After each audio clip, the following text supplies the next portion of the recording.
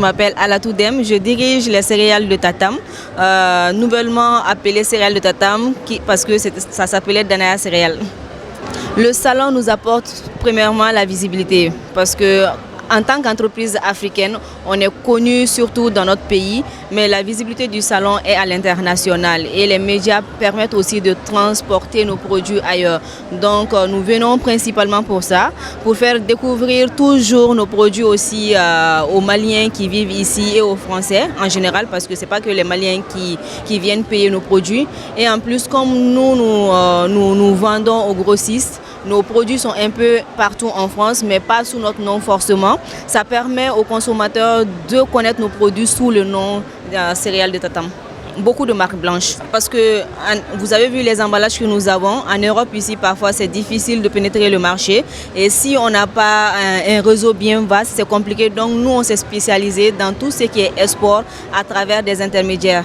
Donc, ces intermédiaires viennent chez nous payer le produit. Ils le mettent dans des emballages et des étiquetages au nom de leur société, puis viennent revendre dans les pays comme la France, les États-Unis et d'autres pays. Le fait de vendre sous des marques blanches nous permet, nous, de vendre énormément parce qu'on vend des quantités par conteneur qui nous permet de produire beaucoup plus. Si on essayait de vendre sous notre marque aux États-Unis ou en France, où le niveau de distribution est élevé pour nous, non seulement pour les emballages, mais aussi pour la logistique. On n'a pas les moyens logistiques de transporter du Mali, de venir stocker en France, de distribuer aux boutiquiers ou autres. Donc on s'est dit, on va se concentrer sur tout ce qui est production et laisser la distribution à ceux qui sont professionnels de la distribution. Donc ils s'occupent eux de la logistique et nous de la production. Donc on s'est limité pour le moment à ce domaine. Bien sûr, les céréales de Tatam visent principalement à toucher tous les ethnies, on ne peut pas dire les Africains seulement, parce que nous, principalement aux États-Unis, on peut dire qu'on vend beaucoup plus aux Blancs qu'aux expatriés. À travers le fonio est un céréale sans gluten qui est très bon pour la santé, qui n'est pas fait simplement pour les Africains, même si nous le connaissons plus que les autres. On essaie de faire la promotion de ces céréales-là et maintenant les gens commencent à consommer. En France, ici, quand je viens pour le salon, il y a énormément de Blancs, d'Asiatiques qui viennent, qui me demandent les céréales, ça sert à quoi, est-ce que c'est bon, pourquoi. Je les explique, je prends le temps de les expliquer et ils payent, ils vont déguster chez eux. Ils essayent après, chaque année ils reviennent, ils disent « Ah, j'ai essayé tel ou tel produit, c'était vraiment bien ». Donc nous, ça nous fait plaisir de voir que les céréales, ce n'est pas africain seulement, mais ça peut être international et c'est ce qu'on travaille pour.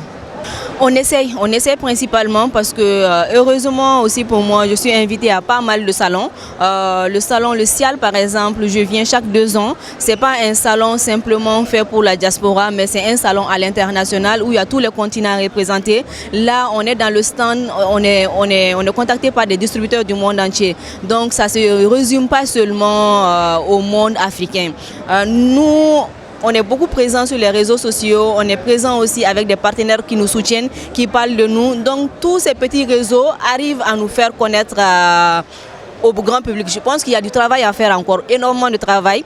Et on est en train de travailler sur ça en voulant se certifier ISO. Après la certification, on va aller beaucoup plus dans la communication à l'international parce que là, on pourra assurer l'exportation à grande échelle. C'est vraiment notre vision pour les 5 prochaines années à venir. Faire des tutos de cuisine est très important pour une marque qui fait des céréales parce que la plupart des gens qui approchent, par exemple, mes céréales, ils me demandent comment ça se cuisine, on peut faire comment, on fait quoi. Donc il y a beaucoup de questions derrière et moi ma vision c'est vraiment de m'associer à des gens qui font la cuisine, c'est leur spécialité parce que c'est pas ma spécialité mais c'est leur spécialité, ils peuvent montrer le côté positif de la cuisine. Donc de m'associer à ces gens-là pour faire connaître les recettes de nos ancêtres, les nouvelles recettes aussi qu'on peut faire, par exemple le fonio.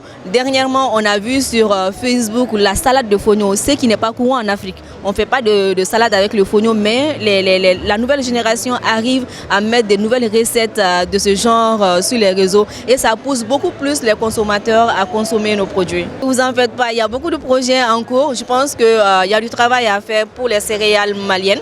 Il y a beaucoup d'opportunités derrière, mais il demande beaucoup d'investissement et beaucoup de travail aussi. Et j'espère que la diaspora a conscience que tout le travail qu'on fait aussi, c'est pour qu'ils consomment les produits locaux. Merci à vous.